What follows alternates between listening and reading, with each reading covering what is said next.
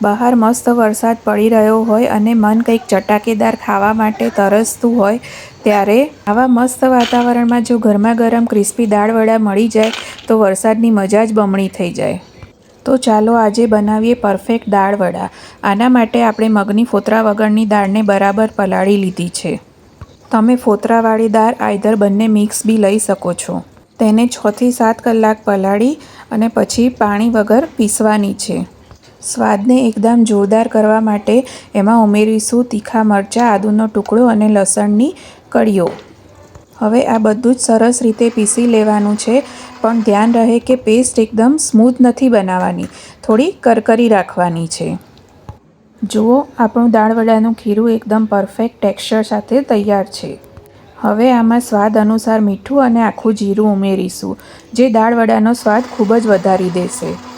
સાથે જ થોડી હળદર અને મીઠું ઉમેરી અને મિશ્રણને બરાબર હલાવીને મિક્સ કરી લઈશું, જેથી વડા એકદમ સોફ્ટ અને ફૂલેલા બને. તેલ સરસ ગરમ થઈ ગયું છે અને હવે એમાં નાના નાના દાળવડા મૂકતા જઈશું.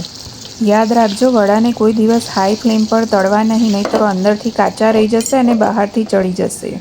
વડાને મીડિયમ આંચ પર સરસ ગોલ્ડન બ્રાઉન અને ક્રિસ્પી થાય ત્યાં સુધી તળી લઈશું.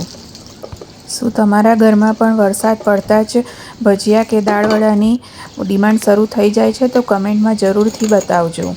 વડાને મીડિયમ ટુ લો ફ્લેમ પર પલટતા પલટતા આપણે તળી લઈશું.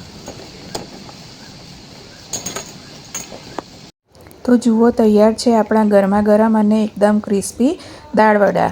બહારથી એકદમ ક્રિસ્પી અને અંદરથી એકદમ સોફ્ટ અને જાળીદાર. આ જ તો છે પરફેક્ટ દાળવડા. હવે એને આપણે એક પ્લેટમાં રાખીને સર્વ કરી દઈશું. તમે એના અવાજ પરથી જ જોઈ શકો છો કે કેટલા ક્રિસ્પી બન્યા છે. સાથે સર્વ કરીશું મસાલાવાળી ડુંગળી અને એના ઉપર નીચોવીશું થોડું લીંબુ. તો તૈયાર છે વરસાદની ઋતુના સ્પેશિયલ એવા ગરમા ગરમ દાળવડા. અને હા, તળેલા લીલા મરચાં વગર તો દાળવડા અધૂરા જ ગણાય. આવા જ વિડીયો જોતા રહેવા માટે મારી ચેનલને લાઇક અને ફોલો જરૂર કરજો. Bye bye.